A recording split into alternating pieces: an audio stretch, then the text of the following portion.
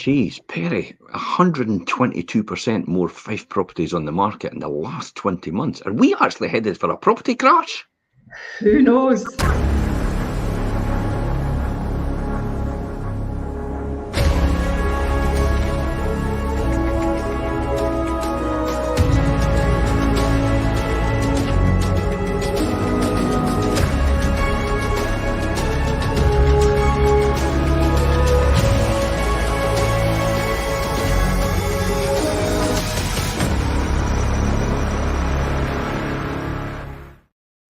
Here we go. It's like, wow, Big 122% topic. more properties in Fife on in the last 20 months. This is a huge influx of property. No wonder properties are actually taking a lot longer to sell. I mean, in recent months, the British property market in certain parts of the country has exhibited clear signs of cooling. There's no doubt about that.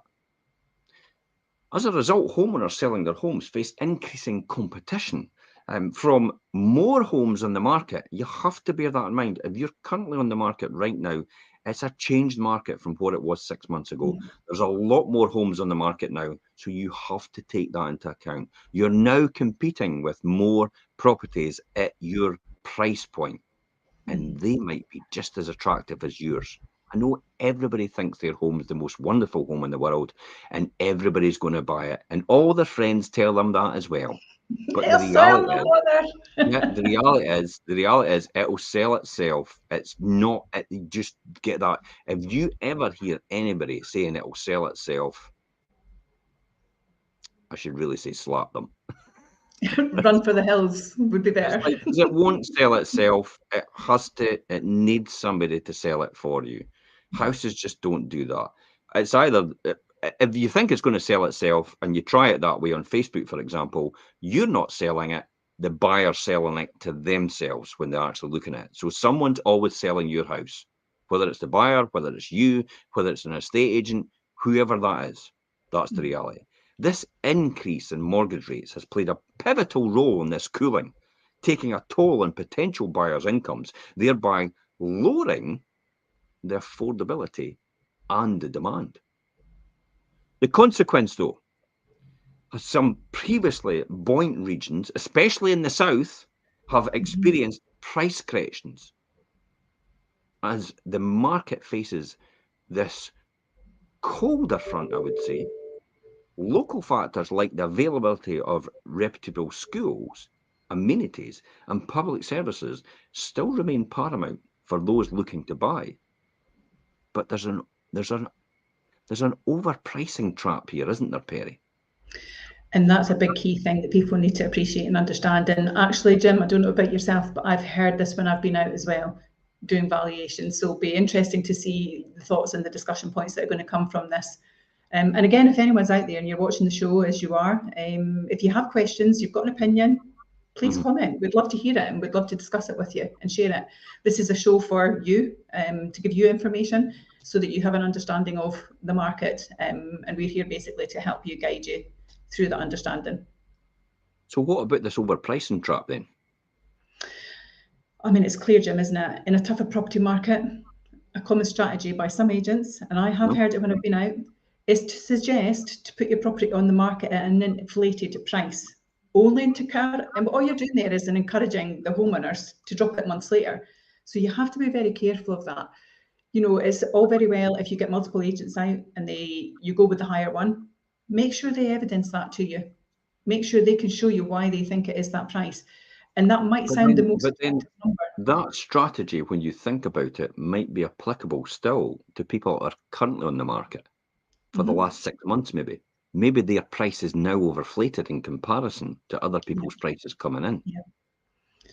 100%, Jim, and that's one of the questions that, you know, we're as a team here, we're holding with potential clients and some current clients. It's, you know, it's the 3 Ps, isn't it? It's, you know, are you happy with your pictures? Yeah. Are you happy with your presentation? In our case, it's always the video and social media work that we do. Yeah. And if they're happy with both of those things, then generally it's price, isn't it? It's price every time. It's a price every time, and I see that straight away. And a lot of people don't see that because they just think their house is the best ever. And yeah, it is in their mind, and in my mind sometimes as well. As you know, I love them as well. The houses just as much as they do. But they do think theirs is the best ever. But the thing is, most of the buyers out there don't actually see what they love about it the most, because potentially they're on with agents that just use pictures, description, which is a script basically. And then they just use what I still can't get over is, why on earth is everybody still using silent movies? Why on earth is people doing that? You should be using talking pictures. And what I mean by a silent movie is a beautiful video walk through your house, which is really just a video, which is just the pictures really, and it's got music to it. You may as well just play a piano in the background instead, because that's essentially what you're getting. It tells the buyer out there nothing about your house, nothing about the area, nothing about the reason why they want to live there. And that is key, fundamental to reach a bigger market. After all, I've just been out to series the other now. Now, for us, we know all about series. And I actually said to someone when I was videoing and I was filming, they said to me, "Oh, what are you doing? Are you doing a tourist thing about series?" I went, "Enough." Kind of. I'm selling a property, but I'm actually doing a tourist thing as well about the property, about the area. Because people don't know what series is or where series is. And they went, "Really?" As if everybody in the world is going to know where series is and what series is. And I went, "No, very few people will know where series is and what series is." I was remarkably astounded, because when I go around the world and I ask people when they say, "Where do you come from? Where do you live?" And generally I'll just say St Andrews, because everybody will know St Andrews and it makes an easy gig. And most people go, "Where? What?" Well, St Andrews is the home of golf. It's like, no idea what you're talking about. So it just shows you, for people that go to agents that think they're going to have a worldwide reach, the people that are worldwide reach have no idea what it is anyway. So if you're using pictures and descriptions in a silent movie in your video and in your footage, or in your description, or in your whole marketing suite, it's not going to hit that. It's not going to hit the traction for the people outside of the area. It has no idea what that is. So you have to basically sell series at the same time as selling the house. You do. We talk about this off frequently, don't we? It's about selling a lifestyle. It's not just the building. But I think for me as well, the biggest thing, and I know we'll probably cover that in these discussions, whilst the market is the way that it is, and when we talk about some of the numbers, it will become very evident to the people that are watching. You need to stand out for the crowd. So what is going to make you different? And that's the big key, isn't it? I would say different is a really good word. However, a lot of agents use it, doesn't it? And I would say the best description about it is, how are you going to disrupt someone? How are you going to get in their mind space? How are you going to occupy this up here? How's that property going to get in their mind? And how are you going to disrupt that person to remember that property? And that's the key thing here. This is all about disruption. It's not about marketing anymore. It's how can you get somebody's attention? Because this and social media gets everybody's attention all the time. It knows how to do it. The algorithms have worked out as well.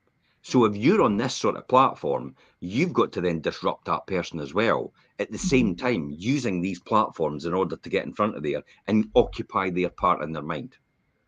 Everybody says, "Why are you wearing a gold jacket?"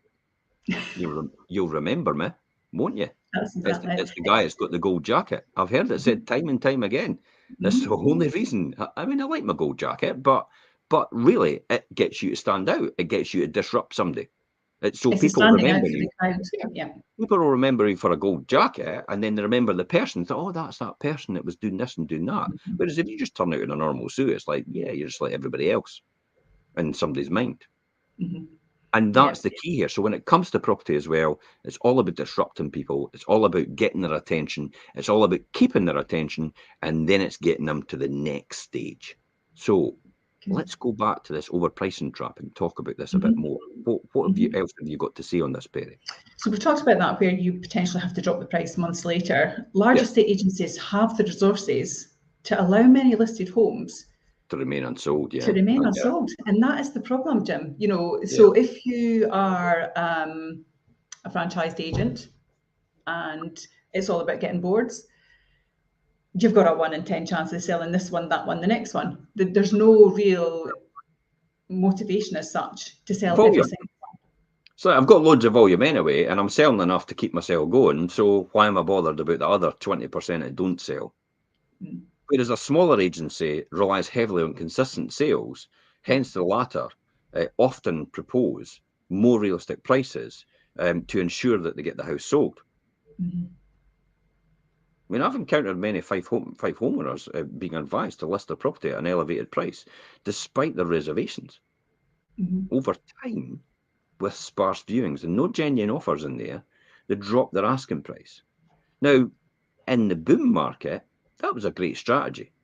That was like, let's head for the stars. I mean, I say it all the time. Let's shoot for the stars, and we'll catch the moon on the way down. Yeah. But now this is kind of pivoted. The original overestimation meant now the prolonged waiting period, and then the lost homes that they wanted to buy. People like to think they're level-headed and wise to such tricks. But why does it happen? Why does it happen, Perry? It happens, and we use this word, and I don't like this word, but actually greed becomes a part of it. Greed, yeah, absolutely. Greed becomes a big part of it, and it can take over actually when an estate agent says that they can get you maybe say an extra 30,000 over what another agent can achieve. That's why estate agents do it, because they want the listings, because it's a numbers game for some estate agents, isn't it? So they will do all that they need to do to get the listing. And I think that that's where people have to have a sensible approach to it. And it goes back to previous discussions we've had where you've got to get your agent to be able to evidence to you on paper how that number has come about. And if it doesn't make sense, challenge them. Yeah.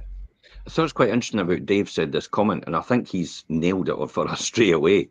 It's like, Dave, thank you very much for saying this. The difference is Fife properties sell homes, the others sell houses. I mean, anybody could sell a house. My cat could sell the house, because literally all you're saying is it's 4 bedrooms, it's two receptions, and it's a house. But what they're failing to realise that what else are you selling? Have you sold any of the area at all? Have you told anybody anything else about the area? Have you told people why it would appeal to them, that home, why they would want to live there, how easy it is for commuting? That generally just falls by the wayside. But I think that's generally a lot down to marketing and people understanding what the difference is between selling and the difference in marketing. So selling is not marketing, and marketing isn't selling. And that's the fundamental. Selling is selling a house. Marketing is selling a home. That's the key. And if you get the marketing right, that's everything else falls into place. And that generally what gets you more at the end result because of marketing. We all don't realize at some point in time in the next week we're going to buy something that we probably have never bought before, and we never even thought we were going to buy. And it's because of clever marketing by agencies on television, on social media, on blogs and vlogs like this. You just don't know it's happening. You don't know it's happening. Yeah. It's true. I'm not telling. I'm telling. I'm not selling, I'm telling. That's the difference between marketing and selling. True. But I think when we talk about that and the greed aspect of it, of course it is tempting. It's tempting to price your house ambitiously. Yeah. While testing the waters with maybe a slightly higher price tag is understandable. Sometimes we have done it as well. Yeah, we do often at our agency. I've no doubts about that because, as I said before, I'm going for the stars and I'll catch the moon on the way down if I need to. But that's clearly explained to a customer anyway, because someone out there maybe sometimes pays the stars. And so there's an expectation kind of that, yeah, I'm okay. I'm prepared if I need to realign it later on. I'm okay with that. But I think it's the oh God, I use the deceitful strategy. It's the word.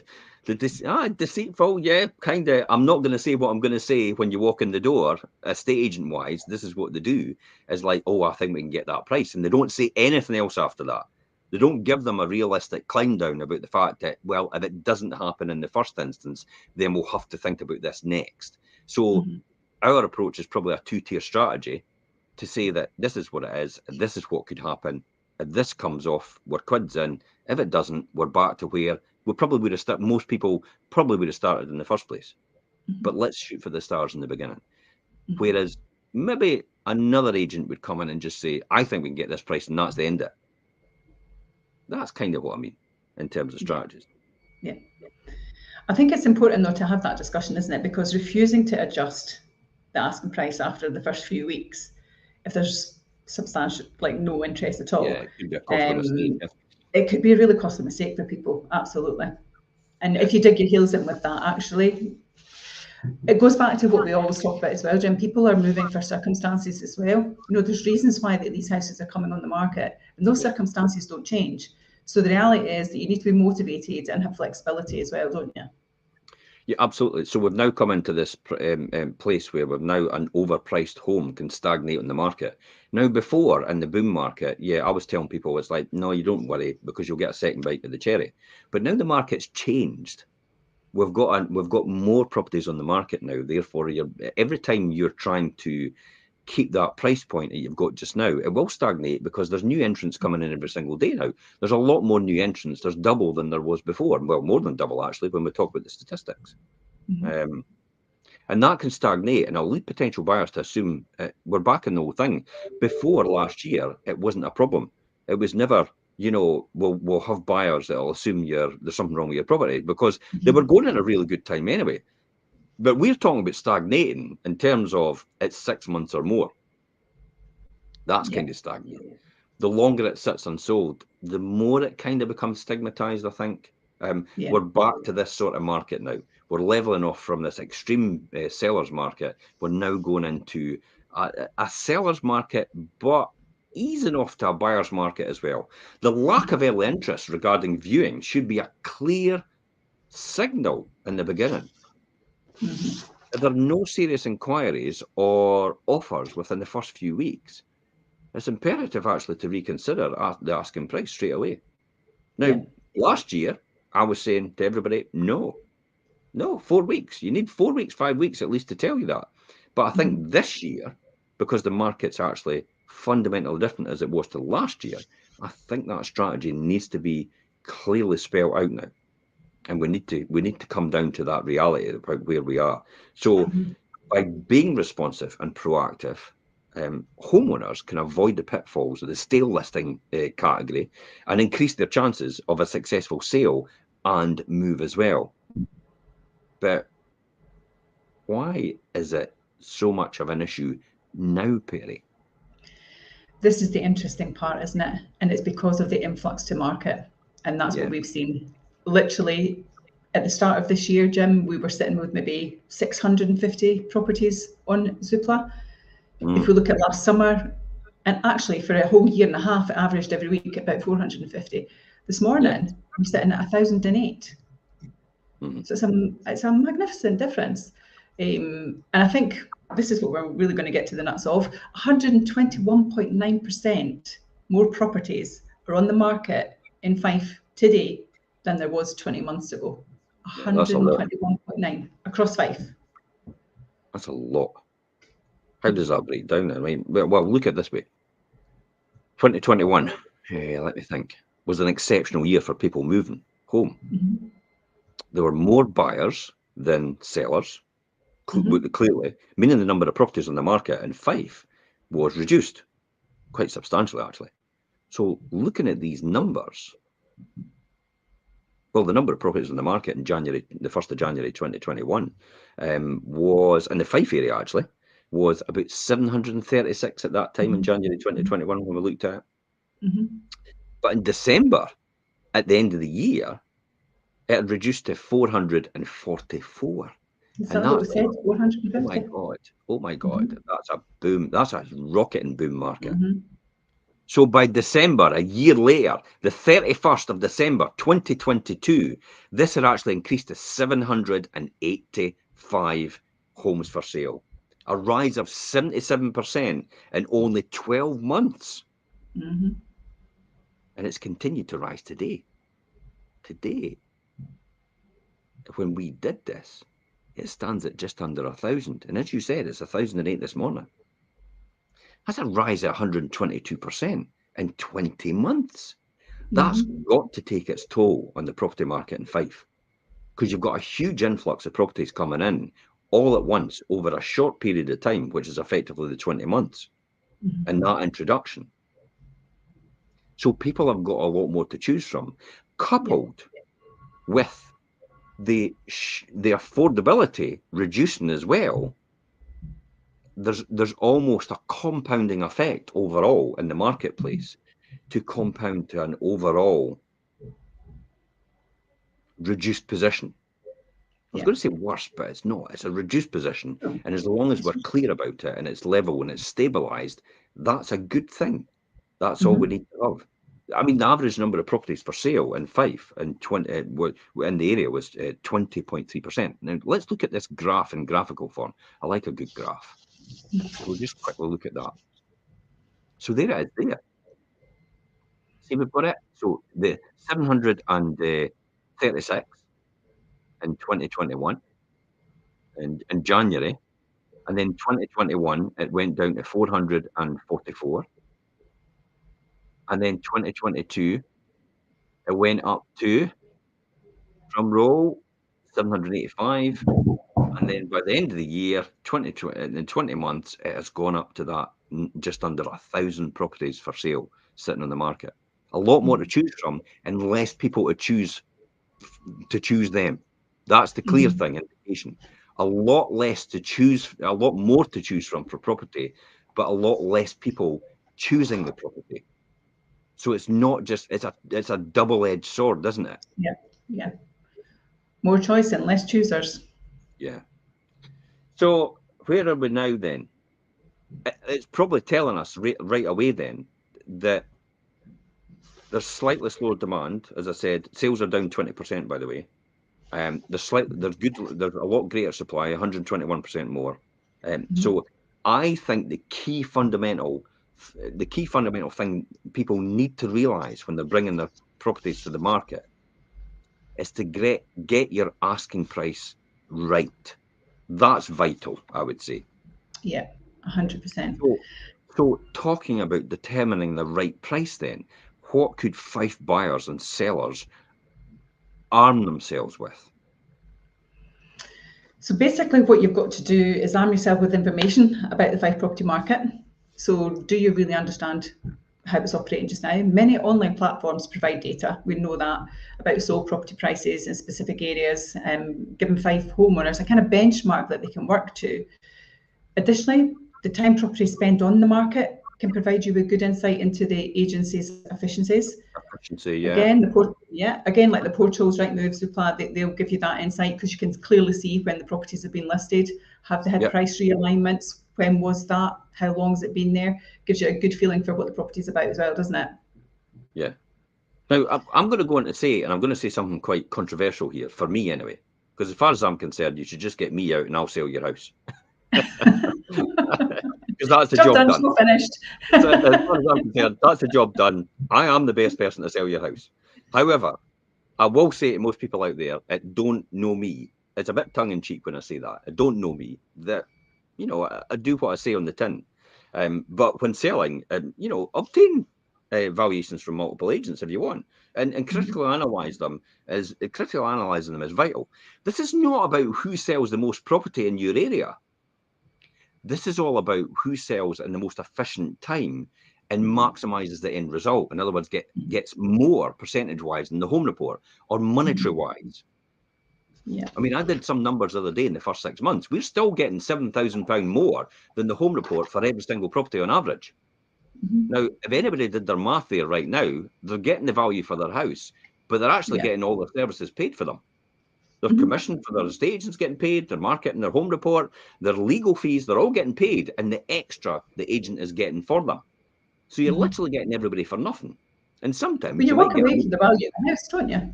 Sometimes you might get a wee bit of cash back in the exercise as well. That's key here. So these are the things you've got to fundamentally ask when you get your agent right in front of you. Don't fall for their patter. It's just BS, isn't it? I'm glad you abbreviated. Yeah, I know. I have to say BS. Like, sometimes I just go for the throat, go for the jugular. I was waiting on the sprinkle it with glitter, but yeah. Well, you can polish it, but even sprinkling it with a bit of glitter doesn't make it anything different than what it is. We all know what we're talking about here. So when obtaining your valuations, if you're getting multiple agents out, just grill them a bit more. Just don't listen to their spiel now and again.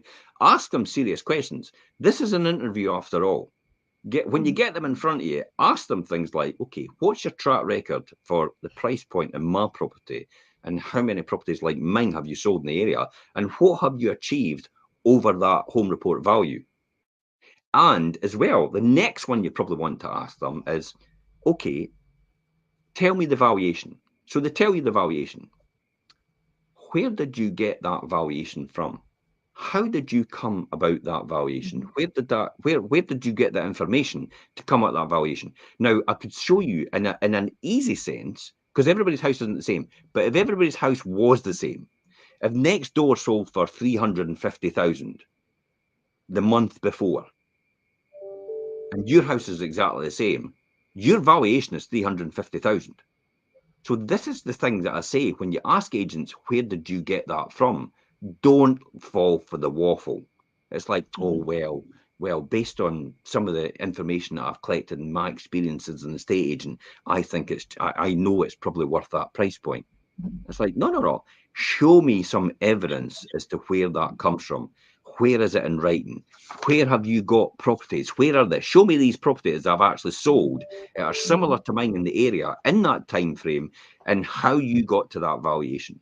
Other key point as well is you could take indexation and count that as well. If you know, you can easily, as a buyer, as a seller, sorry, even as a buyer, I suppose, if you want to know the price of a house and where it should be, if you bought a house in 2019, for example, if you bought a house in 2019 for 200,000 and you have done nothing to it at all, or the person's done nothing to it at all, and they're looking for the valuation today, there's a thing called indexation. And then since 2019, property prices have gone up 20.1%. So in essence, the indexation would say, as another indicator for the valuation of your house for a home report, there's 20% to be added on, which is £40,000. So your home report would be £240,000. But does that compare similar to the accuracy of the valuations of other properties sold like yours in the area? And if it does, you'll bet your bottom dollar that's the valuation for the home report. 100%. So if an estate agent then tells you after doing that, your house is worth 270,000, BS will spring to mind. Because then I would be sitting saying to them, okay, so how did you come about the 270,000? And then you're armed with all your right information anyway. You know that's correct. How on earth did they come about that? Now, the 270,000 might come from the fact that you've actually stripped out an old dilapidated kitchen and you've put a new kitchen at the price point of £10,000. And it's really added that value to it. You've maybe stripped out the bathroom because it was pampas green, and then you put another one in, it's maybe about 6,000. You've maybe stripped out the heating system, and that's been old antiquated. It's maybe been an electric heating system, so you've then done that and rewired as well, which is another 10,000. There straight away, you've got 26,000 on top of the 240. So that's why you're getting to round about the 270 mark in terms of the price point. That is how a proper valuation's done. If you've not got comparables that are similar to your property, because it might be unique, like, for example, the East Nuke, some of the properties in the East Nuke are completely, they've been there for years and years and years, hundreds of years, some of them. So therefore, you're not going to compare apples with apples here. But the great thing is, you've kind of got similar properties at the same style, but they've maybe got less or more bedrooms. And that's when a surveyor or a world-class estate agent, I would say, could then take that figure for what's been sold and extrapolate that information to come up with the right valuation for your house based on that. That's why it's key and essential to do that. There's one other point as well where you could know that the person sitting in front of you has done their homework. Have they spoken to the local surveyor? Because the local surveyor more than likely knows the valuation of the property, because they've probably been in it when you bought it to do the valuation or to do the walkthrough for the bank. So they've all got that information on record and on file. So when your estate agent speaks to a local surveyor, The local surveyor knows straight away what the house is like, and then you can discuss with them exactly what upgrades, or the stage can discuss with them the upgrades and improvements that they've done, and therefore come to consensus before you walk in the door or after you've walked out the door with the estate, with the surveyor, about what your valuation is. Now, a really good one I do is I do a video walkthrough for the surveyor on property, and I send that video walkthrough, the things like the pre-portal you see and the personal property tool you see, that's what I send through the surveyor for him only. I don't put that anywhere else other than the surveyor. So the surveyor gets to see the walkthrough that I do, therefore he or she can come up with the right valuation. So when I come back to you, I go, that's where your home report is. Yeah. Market value is the result you get with clever marketing, hence the reason why it's called market value.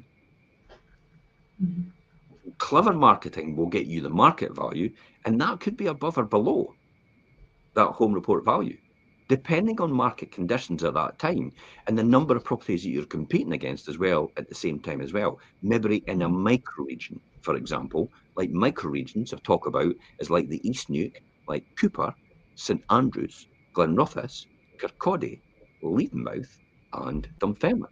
They're all micro regions in Fife in their own right for the housing.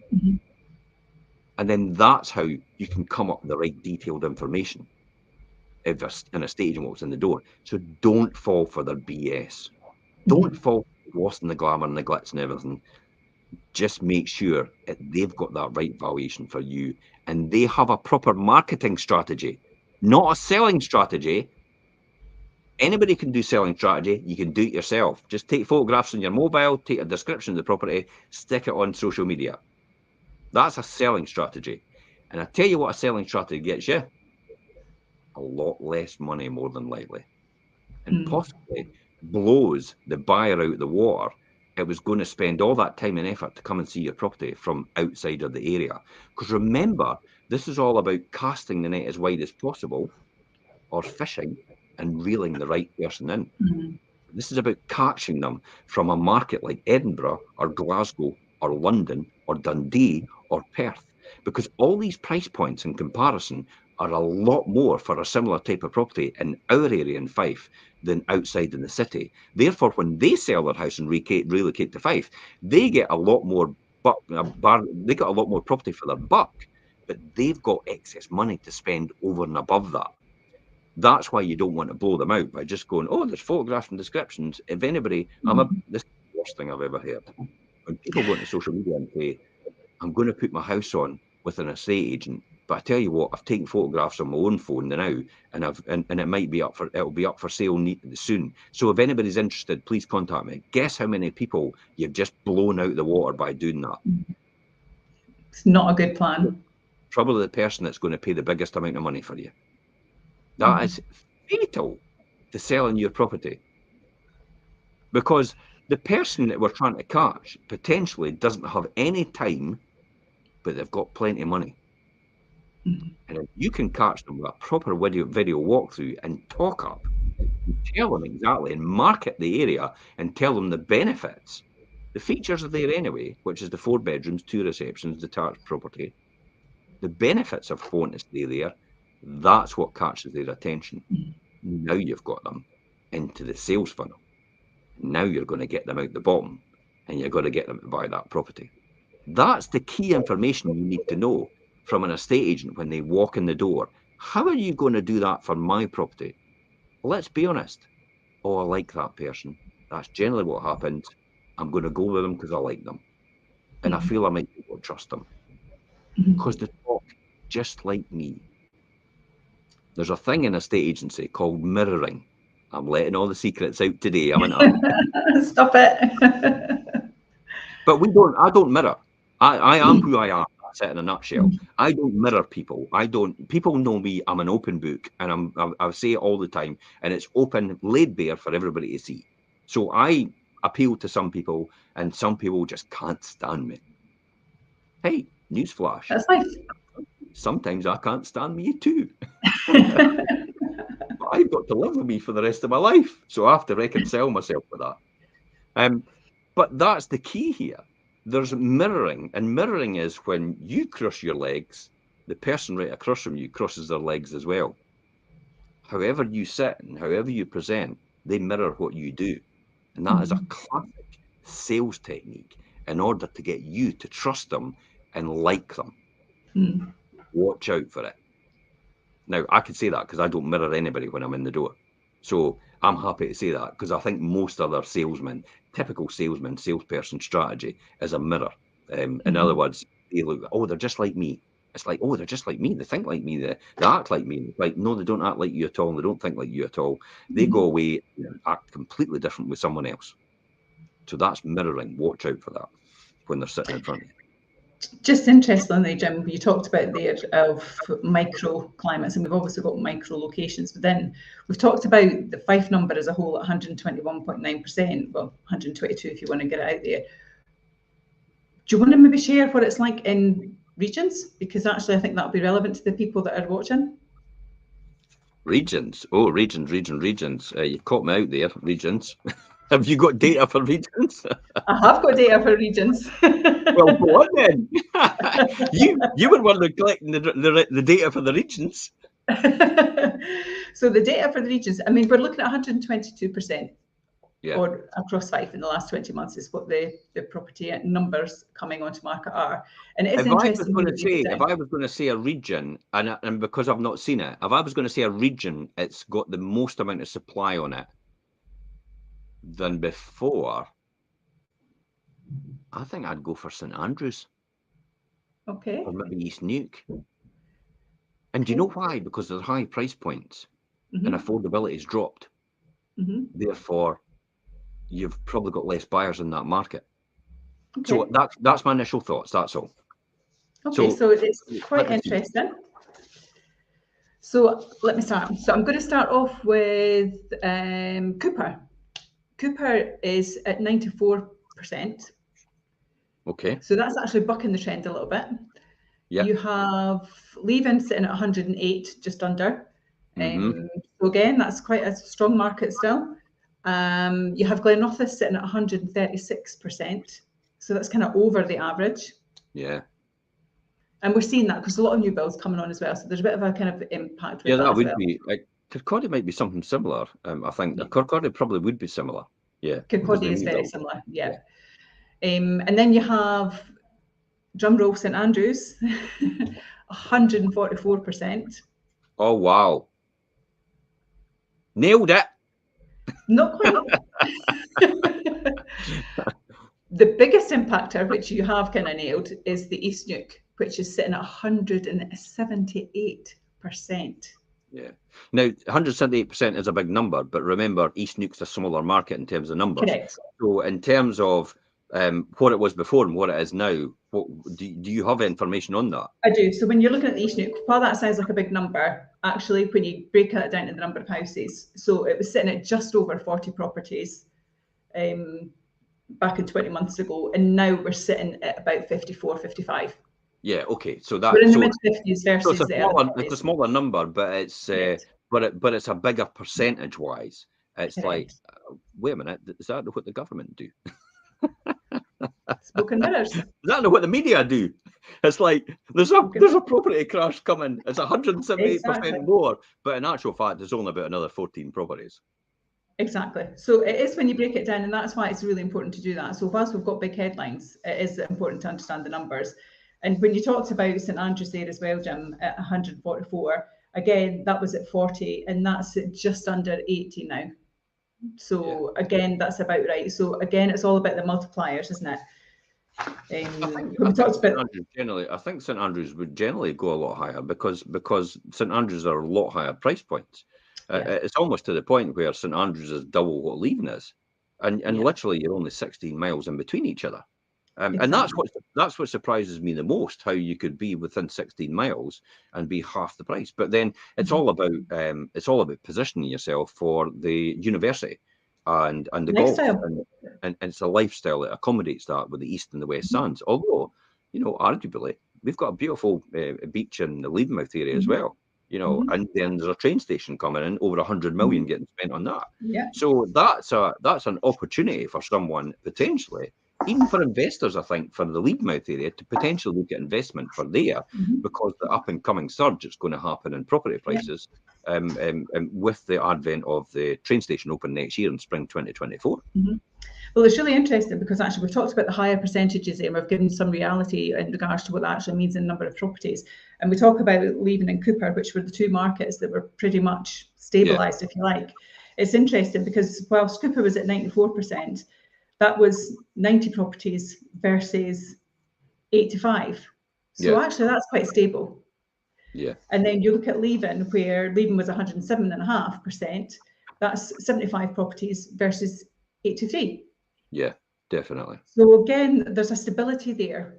Whilst actually, if you just saw the headline as I portrayed at the beginning, reality is that that's not really what's delivered, is it? you would get the fear, wouldn't you? You would think there's something really going on, and that's easy how to. So that's why we look at Fife really as a universal, 122% overall, because microregions skew that a bit. So this is all about then having to rethink seller strategy, isn't it?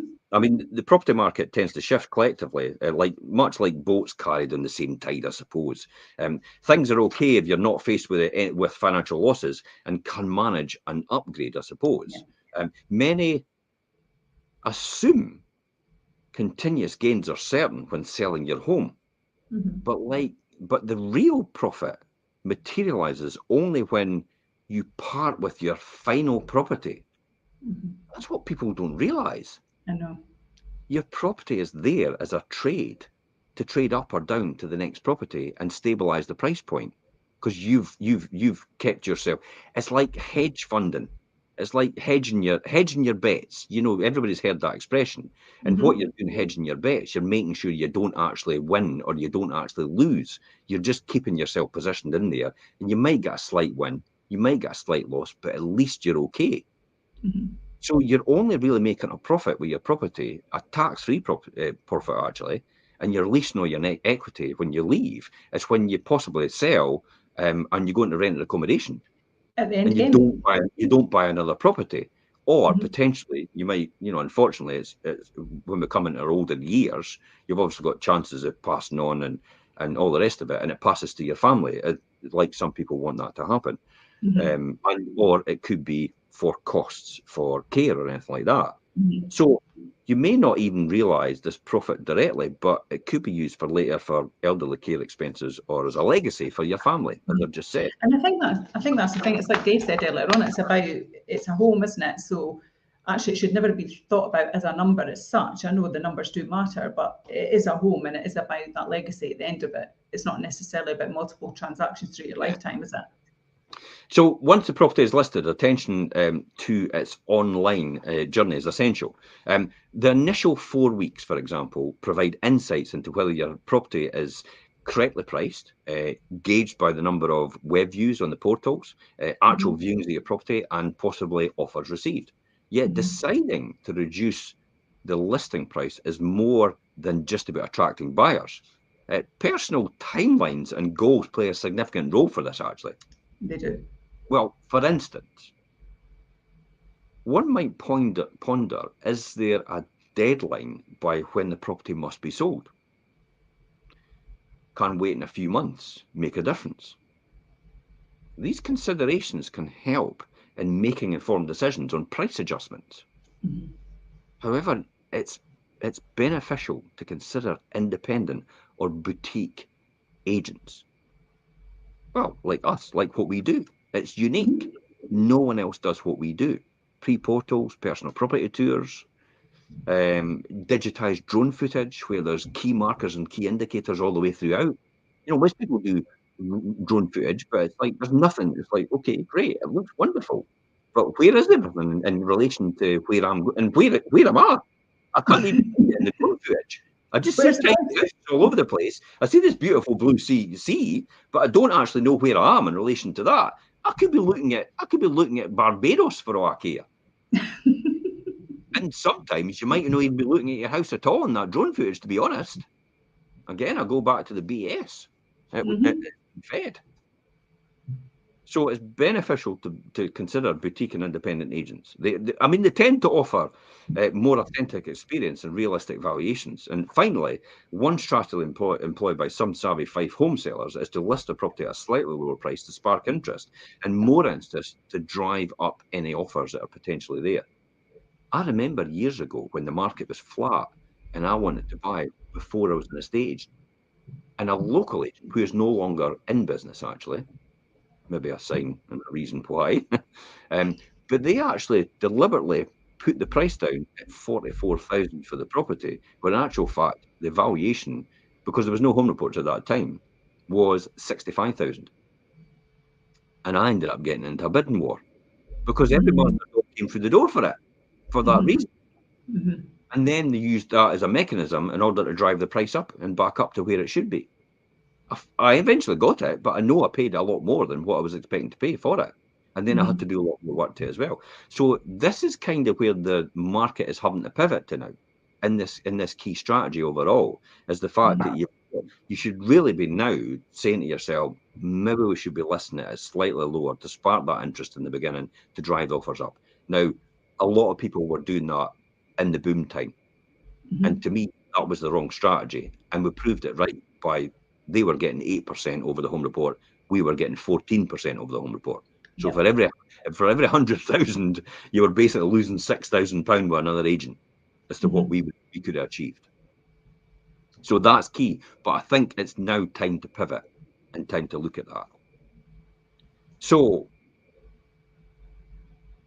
what should we be thinking about next, Perry? Anybody out there? If I was a buyer, if I was a home seller on the market right now, and I was sitting with my agent, and I didn't feel I was I didn't feel I was getting any results, but I didn't feel the communication was right, and I didn't feel that it was going how it should be going, not how I want it to go.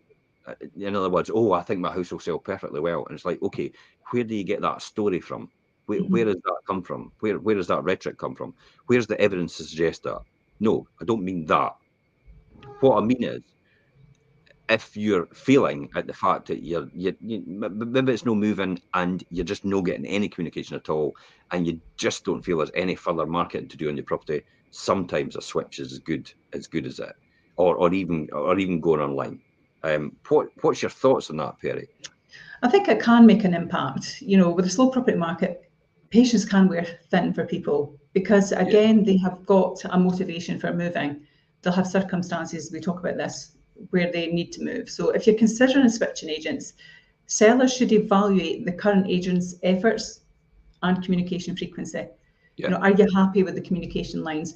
Do you feel they've presented the property right? Are you totally engaged with them? The key things.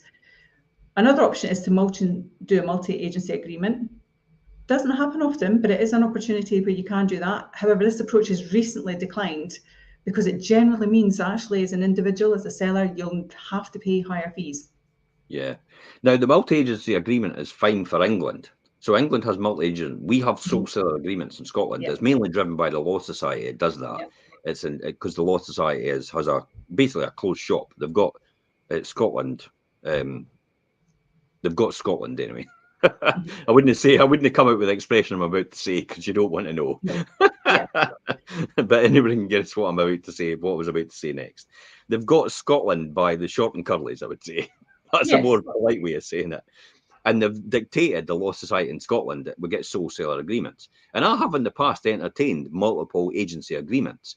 But every other agent doesn't want to do multiple agency. They're not remotely interested because it is completely, the word is foreign to them. They don't like it because effectively what happens is if you're getting the house sold and they don't get anything at all. And that's what happens. So that's why they don't want to do it, and that's why they can't afford to do it. But I would, if you float that by your agent and they say no way, Jose, under any circumstances, then you've got to think to yourself, maybe the time is to move, because then they're not obviously got your interests at heart. I would say, because the interest at heart, really the main interest is to sell your property at any cost. It's like we're here to sell your property. That's it in a nutshell. 100%. I think it is important to have that discussion about multi-agency because we've seen this, Jim. We do have a lot of buyers coming from England into the Scottish market, and actually they're missing out on their dream homes here because they can't get there shifted. So it's still good advice for those people. So it's about that reach that we have to get people to understand it. But with their fixed fees and remote operations, online agencies can sometimes seem like an attractive alternative. They kind of do a one-size-fits-all approach. I So that's say that. Their one-size approach fits all Yeah. to everything, and you know the nuances of individual properties make them less effective in slower property markets. I mean, Right. you know, I hate to say it, but the one I've just put on just now in series has actually been taken off an online estate agent. Yeah. And it's because nothing was ever happening, and I think we're probably about 5 months down the road with it. And all they've done is we'll just have to reduce the price, just have to reduce the price, just have to reduce the price. And I'm like, and I looked at and it's like, there's no information about the area. There's no information really about the property. It's really just selling rather than actually telling. There's no clever marketing done in here in order to catch an audience outside of there. And no one outside of Fife probably knows where Ceres is and what Ceres is to anyone. And yet, for me, it's probably one of the most quintessential villages in the whole of Britain. It's absolutely gorgeous. And yet, so I have to tell the world, as far as I'm concerned. It's like I know. Richard Cleary actually says to me when he says, "What are you doing?" I says, "Oh, I'm selling that one up the road." I bumped into him when I was right there, and he said to me, and I said, Craig Hall Den. I says, "I'm going to talk about Craig Hall Den." He was like, "Oh, please don't." Because we've got enough people coming up Craig Hall Den already and parking and walking up to what is the old ruins of Craig Hall Castle. Craig Hall Den is actually a beautiful walking series, and it's a place of historical interest. It's actually earmarked as a place of historical interest, and it is, and that's the type of thing coupled with the oldest Highland games probably in the world. You know, the people over the Bruce and say, imagine having that as your historic interest. It's like Robert the Bruce said to the people of Ceres, "See when you go home." You can just imagine I'm saying that. See when you go home, the people of Ceres, you should hold a Highland Games every single year in celebration for helping us win the Battle of Bannockburn. And it's been going for over 700 years now, passed from generation to generation. It's incredible. That's got to speak volumes. And then I said to the seller, so where in anywhere of that description does your current agent have that? And he went, I'll speak to my sister. It doesn't exist. Aye. And lo and behold, he just sent me a text at night and said, we're just changing over. We're just changing over. We know straight away. And It's interesting. Where does it say in what you've got just now that you're 7 miles out from St Andrews, the home of golf? Where does it say you're 3 miles out from Cooper, which is a perfect main shopping facilities, and it has a train station which is a direct line to Dundee and Aberdeen and a direct line back into Edinburgh as well? Where does it say that? It doesn't say anything like that. That's why someone potentially wants to live here from a city into this location, to have that lifestyle and have that for their family as well. And that's the thing. When you're talking about that with the online agencies, just did one myself, and we've got viewings taking place at the property that haven't had viewings for 5 months. Yeah. It's totally about strategy, but there are sometimes it has a place, and people will go with that kind of online agency. But just remember, in that slowing market, actually, it's a lot less effective. So just be careful about that for all the reasons that I'll be honest, Terry. I'm quite straightforward with things. You pay peanuts, you get monkeys. Completely. That's effectively it. Yeah. You're not getting anything. You're not getting anything. I'll come back to saying I'm always quite honest. I'll be honest again. It's like it should be my statement. I'll be honest. Honesty is a policy. Yeah.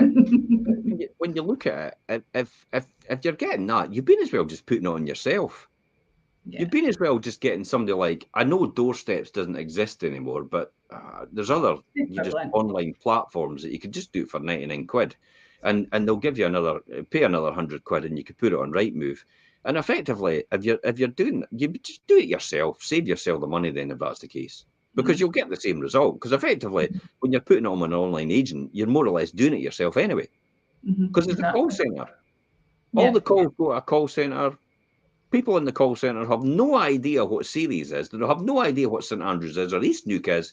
They have no feeling or emotion about standing on these beautiful shores and looking out to that crystal clear water in Kingsbarns, for example. Well, the sun hits your face and a cool breeze comes off the ocean just to take the edge off the heat. Mm. That is what sells a property. What sells a home? It's a lifestyle. Exactly, 100%. One of the things you mentioned earlier there, Jim, as well, when you were talking about, the property, it's not about transactions, it's about the end result, and it's about building your wealth potentially with it, and then you might end up going into care or, passing on or whatever. But actually, like you said as well, sometimes people do sell up, and then alternative is maybe they go in and they rent and reap the rewards for that. What's your thoughts on that? I did that for a whole load of people in the credit crunch. I set them up so their house couldn't sell for the right price, so therefore they couldn't exit, but the valuation was still right. So even though there wasn't a buyer in the market at that point in time for them, in order to get them to the next steps, we then took the property on, we got the buy-to-let mortgage sorted out, they then rented it, they then made an income out of it, which covered that and gave them a wee bit of money, plus it appreciated in value later on. And this why, when the boom came along, all these landlords started to sell, make an absolute fortune. Yeah. Because they were accidental landlords, and that's what we call them. But we were able to make that happen because I understood the dynamics of that, because I've done it all my life. I've been an investor all my life, and I've done that same strategy myself personally. I did that with the house I'm in right now. I rented my house next door, which I owned, until the point came that I was able to sell it at the right price. And that allowed me to get this one as well, because it released a whole lot of capital, especially if you've got a law locked up in your property. You can release 75% of that, and then you can use that as your down payment for your next property. And the mortgage on the buy-to-let on your existing one that you've got just now is not taken into account when they calculate your new mortgage for your own private residential residence. So it's looked as a separate entity, because there's money covering that with rent that comes in. Now you tell me it's difficult to rent a property in this market, and I'll tell you have no idea about the current rental market. You literally have got a house rented before you've even got it on the market. Yeah. So and you've got a long-term tenant that's going to pay you money every single time. They're paying you money to rent the property. They're not paying your mortgage. That's not what they're doing. They're more or less paying the finance cost, but they're paying you for the use of the property and the return on capital that you've got for investing in that property in the first place. And the convenience that they've got no entry and exit costs as well, because they're no buying or selling. So they can get entry and exit at minimal cost, and it serves their purpose. That's the market for rentals. And that's very, very buoyant right now. So that is definitely, as you said, that is a great alternative. Prospective landlords should tread carefully, though. Considering growing mortgage interest, you've got to watch out for that. But you can mitigate that by actually fixing it the right rate, which works for you in the numbers. We can talk about that if anybody wants to get in touch with us. There's also tax restrictions if you own it in your own name. Section 24, if you're a higher rate payer, it might affect you. If you're a low rate payer tax person, then don't worry, got nothing to worry about, because you'll get the same tax deduction as you would have got normally before Section 24. So you're fine. But you've also got tenant-related challenges. Yeah. That's probably why you need to use a letting agent that knows what they're doing. Did you know the statistic for rentals? A self-managed landlord is 272% more likely to be in 2 months' rent arrears as opposed to a landlord that uses a letting agent. Wow. That's a fact. 272% more likely to be in 2 months' rent arrears or more than a landlord that uses a letting agent. That's the statistic. That's why you need a letting agent to do that. Again, if that's a potential option for anybody out there, call us, get in touch with us. Richard, our lettings director, Richard Cook, knows this model, knows this, how it works, because we did this in the very beginning when he started with me. So he knows how that works. He knows how it should happen. And it's easy for him to touch base with me as well for people's circumstances, and because we communicate about this all the time. That's kind of where I am right now. What's your final thoughts on this, Terry? I think for me, with what we have shown and discussed, is that the market is complex just now, isn't it? Absolutely. But I That is do think that, definitely one. yeah, but I think the Bank of England freezes on interest rates, obviously that's a welcome pause. Yeah. I think that's a positive thing. But I think it's not going to turn the Fife market into a frenzy like we've had. No. Buildings transaction tax holidays, you know, they really rocketed the market, didn't they? And Yeah. it's kind of a welcome respite. With the right strategies and awareness, though, I think Fife home sellers can effectively navigate their way through the waters, ensuring that their property finds the right buyer in the right place at the right time and at the right price. Yeah. Definitely. I think anybody out there, if you're a Fife property owner and this discussion has sparked your questions or any interest that you've got, or any further questions, as I said before, just don't hesitate to give us a call or message us direct on these posts. We'll always be in touch with you anyway, and we'll be able to touch base with you and give you the right facts and information and advice in order to help you get from A to B. That's the fundamental, in the most efficient manner possible, in the most cost-effective manner possible, but actually maximising the gains available to you. That's the key here to get you to that point. And with that, I think we'll just end there. Thanks very much for coming on the show, Perry. Really appreciate it. A lot to go through there. If anybody, as I said, has any questions of that, please feel free to contact us. Until next time, guys, it's bye-bye from Fife Properties TV. Bye-bye for now. Bye.